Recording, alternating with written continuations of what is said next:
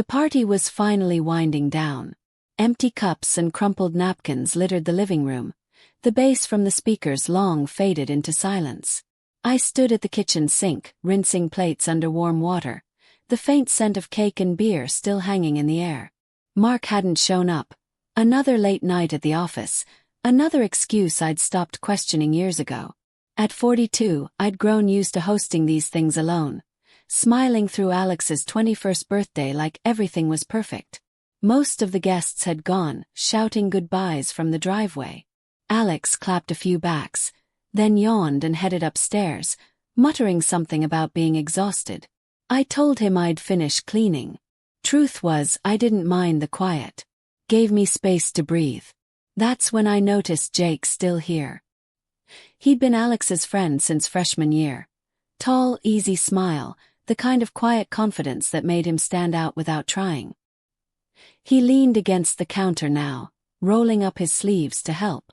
"You don't have to do this alone, Mrs. C," he said, voice low, almost gentle. I told him to call me Sarah like I always did, but tonight it sounded different coming from him. We worked side by side, loading the dishwasher, wiping counters. His arm brushed mine once, twice. Accidental, probably, but each time sent a small jolt through me. I caught myself watching the way his hands moved, steady and sure. When had I last felt someone really look at me? Mark hadn't touched me in months. Not with any real want. Our bed had become two separate islands. Jake stacked the last glass and turned, drying his hands on a towel. The kitchen light was dim, just the under-cabinet glow casting soft shadows. "You did an amazing job tonight," he said. "Everyone had fun because of you." Simple words, but they landed heavy. No one had said anything like that to me in so long.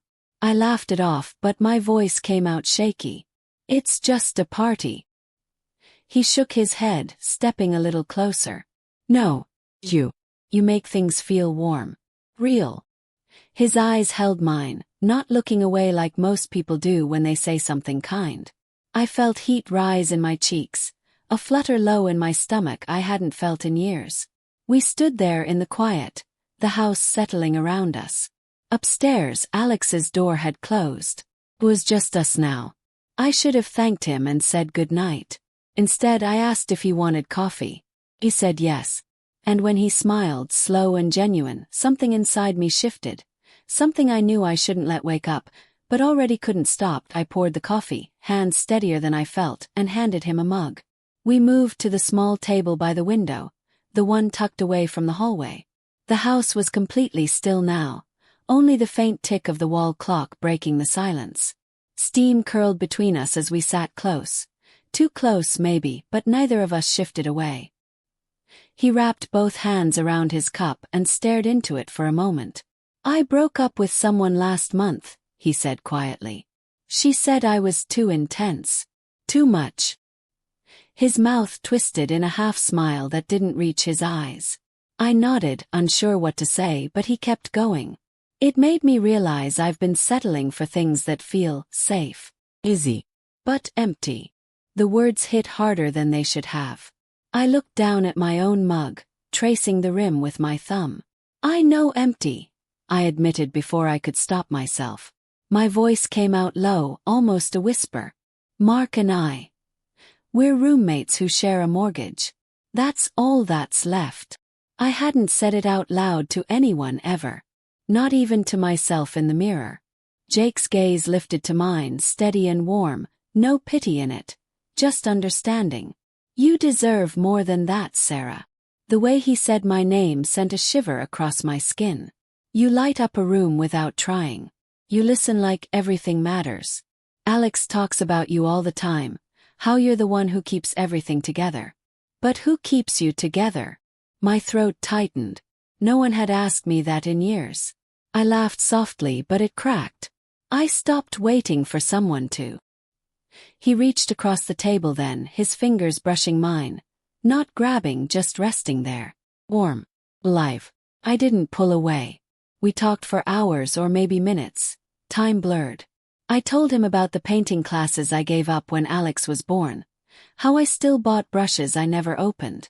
He told me about wanting to travel, to build something real instead of chasing grades and internships.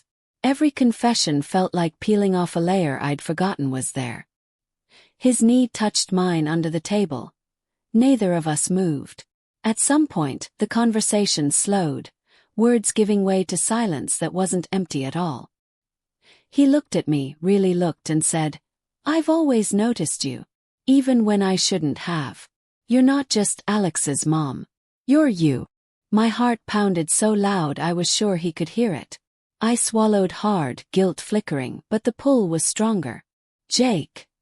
I started, not sure if it was a warning or an invitation. He leaned in slightly, eyes searching mine. "Tell me to leave," he said, voice rough. "And I will. Right now." I didn't tell him to leave. Instead, my fingers tightened around his. The air between us felt electric, heavy with everything we hadn't said yet. Midnight had come and gone, and I knew whatever happened next would change everything, but in that moment I didn't care. His thumb traced slow circles over my knuckles, and that small touch unraveled the last thread holding me together. I stood first, heart slamming against my ribs, and he followed without a word.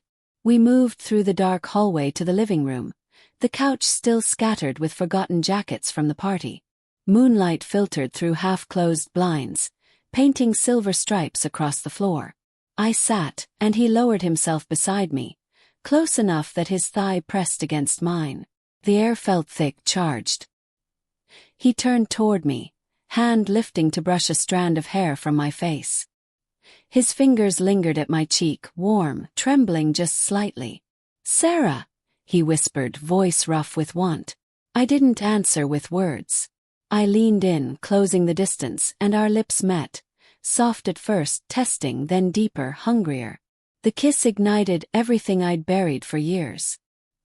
His hand slid to my waist, pulling me closer until I straddled his lap, the thin fabric of my dress riding up.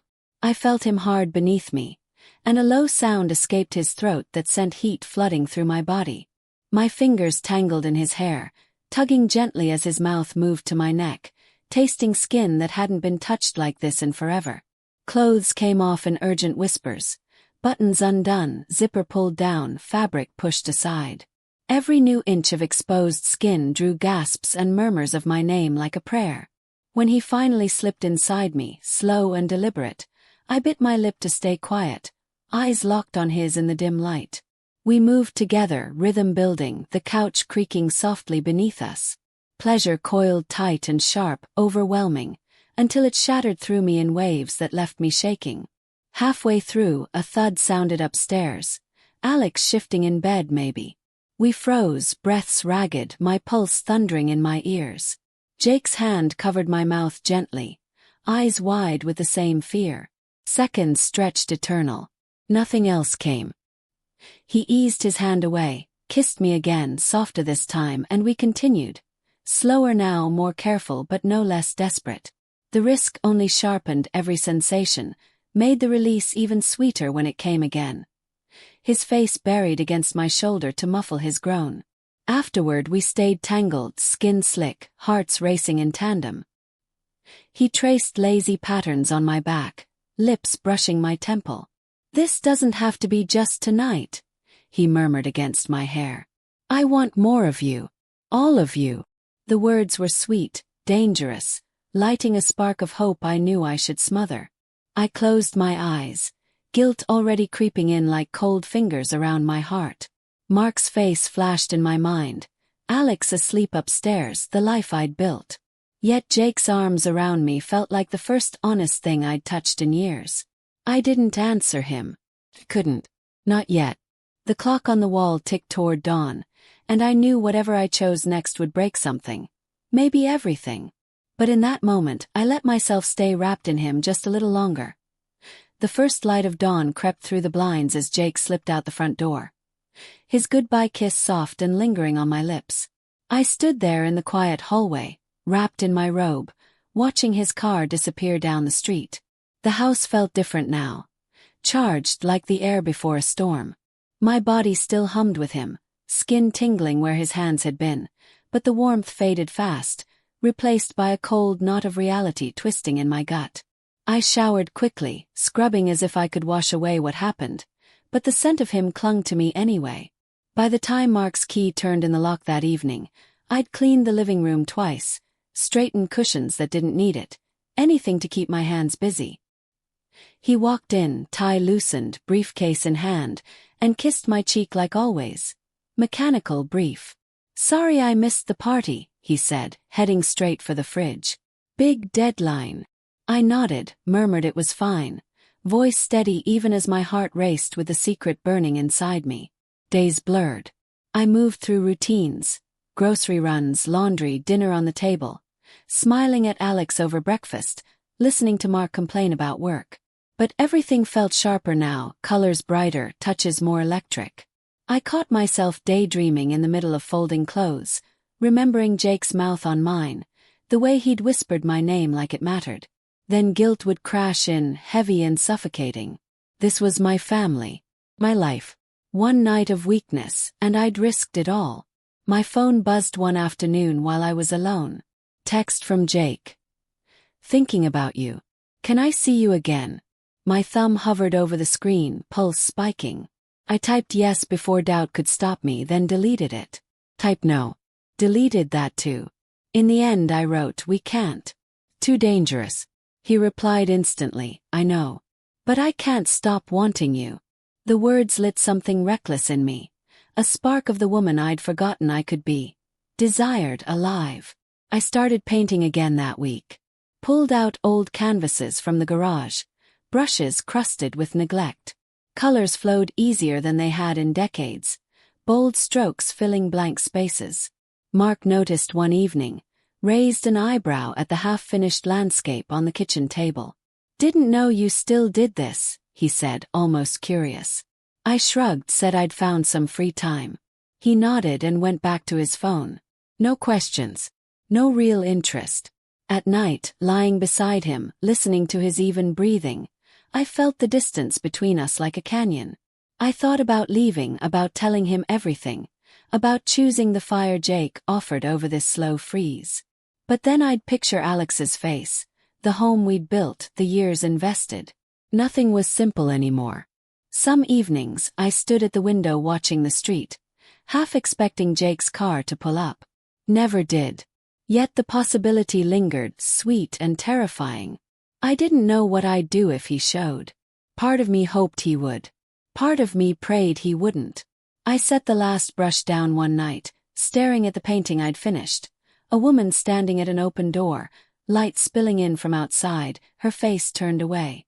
I didn't know if she was stepping through or walking back inside. Maybe both. Maybe neither. The conversation that started it all replayed in my mind. His voice low in the dark. "This doesn't have to be just tonight." I still hadn't answered him. I still hadn't answered myself. But for the first time in years, I felt the weight of a choice that was truly mine. Whatever came next, I knew one thing. I wasn't the same woman who'd stood at that sink rinsing plates alone. And there was no going back to her.